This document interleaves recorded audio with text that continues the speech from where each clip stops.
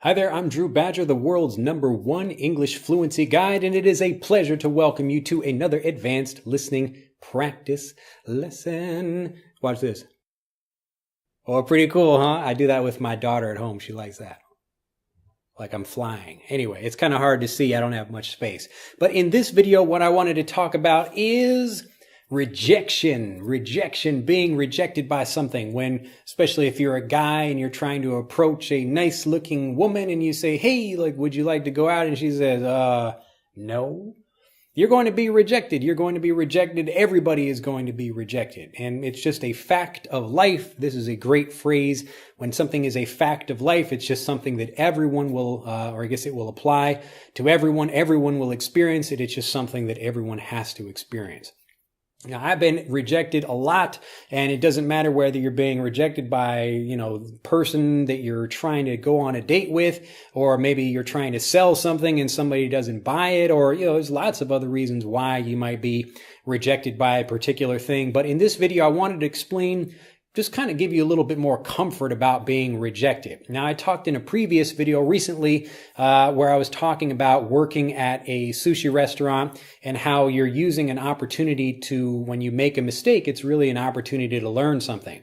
Or when you're rejected by someone, in this case, when talking about this video, you might be feeling a little bit nervous about that. I ask a woman for her number, and I say, hey, are you wanting to go out? And she says no, and I might feel bad about that. But really what you're feeling bad about is the kind of lack of confidence that you have in yourself when you're making an offer to someone. So when you're asking someone for money as a salesman, or you're asking for a date, or you're trying to do anything, like you talk to your boss and say, hey, I'd like to do something, and the person says no to you.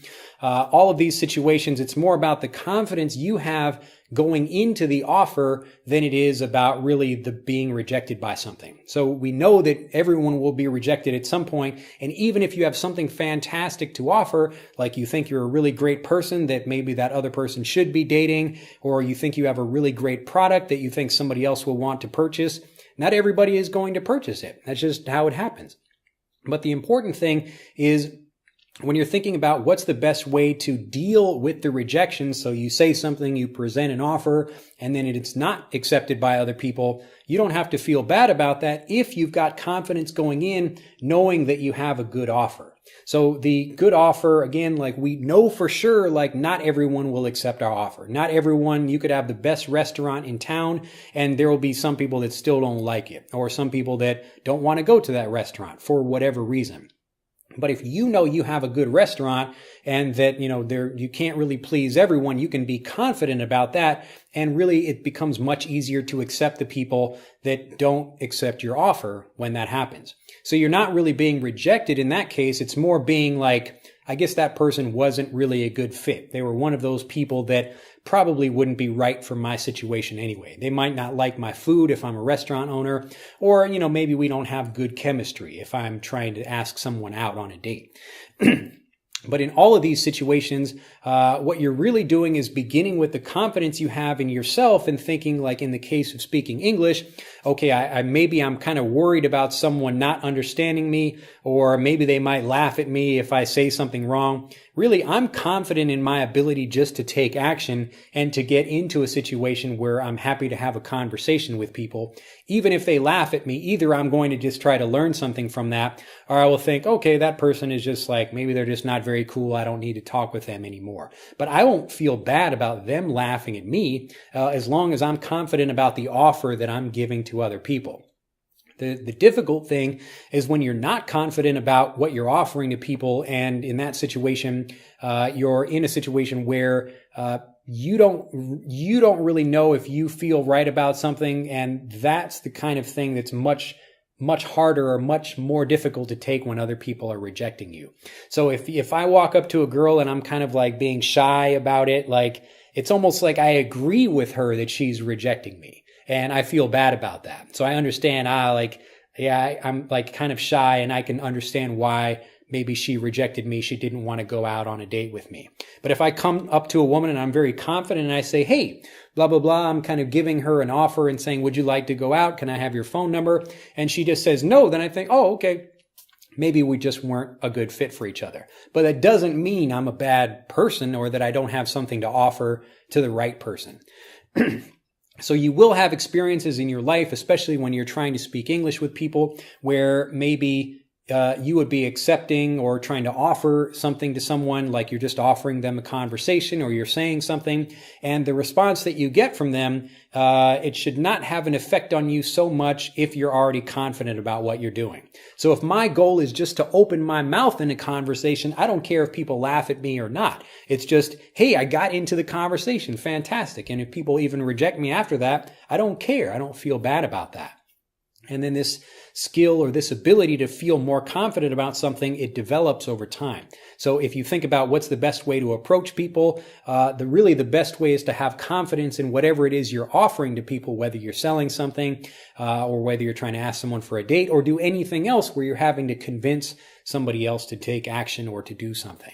So in these situations, be confident about what you're doing. Have a specific goal that you know you're confident about. I just want to open my mouth one time when I'm speaking. I just want to say hello to someone. I just want to get them maybe to say a few words back to me. And even if they laugh or something like that, the real goal is just to do this one particular thing. And even if they reject me, I still feel great because I actually took the action and was able to accomplish something. And that's the thing you really feel confident about. So when you're not confident, when you're not feeling that, and this is something you develop even before you get into the conversation with someone, even before you make an offer, even before you try to sell something. If you have a product and you don't believe in that product, it's going to be very difficult to sell because you have to sell it really to yourself first. You have to accept yourself as a person that would be a great person to date. So if you have no confidence about that, if you think, wow, I'm not really like a very good person to date, then why would anyone else assume that? And that's where the rejection comes from. It's almost like the other person is mirroring you. So if they are accepting you, it means you're accepting yourself first. And if you're rejecting yourself, then when other people reject you, you're kind of noticing that much more. So be confident. There's no reason not to be. And you can just decide whatever your specific, maybe I want to, again, just say a few words, or I want to just practice selling something to one person, knowing that I have the opportunity to meet other people and sell them something else in the future, or try to practice selling the same thing in a different way in the future. All of these things are going to give you much more confidence because you're deciding before it happens what the rules of the game are. Do I just want to be able to make a conversation and I'm satisfied with that? Do I have to make the sale and I'm satisfied with that or not? And all these things depend on you first. So think about these things as you're learning to speak more fluently, but for anything else in your life. The rejection that you're getting from people really comes more from how you feel about yourself, and you can really decide that before the conversation even begins. Well, that's been it for this lesson. I'm getting really speaking too much. I've been spending a lot of time in the recording studio today, making lots of great video lessons for you, and I hope you're enjoying them. If you are, do click that like button, become a subscriber to the YouTube channel if you haven't already, and I look forward to seeing you in the next video. Bye-bye. To continue learning, click on the link in this video to download Speak English Naturally, our free guide to speaking and sounding like a native English speaker. The guide reveals the 3 most important kinds of conversational English you must learn if you want to sound native, and will help you experience instant improvement in your fluency and speaking confidence. To download your free guide on a mobile device, click on the link in the upper right of this video. To download your free guide from a computer, click on the link in the lower right of this video. I look forward to seeing you in the guide.